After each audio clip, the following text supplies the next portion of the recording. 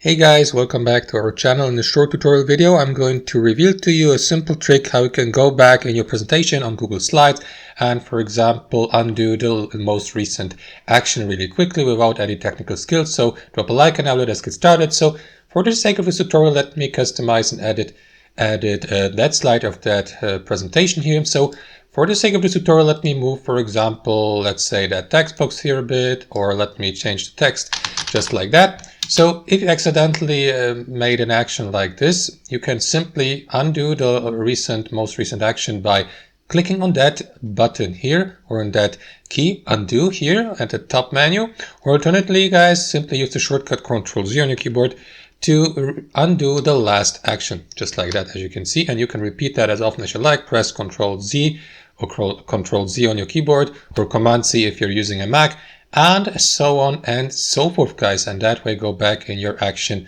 history here on Google Slides. And that's it, guys. Thanks for watching. Hope you enjoyed this video, got some value from it, and we'll see you next time on our channel.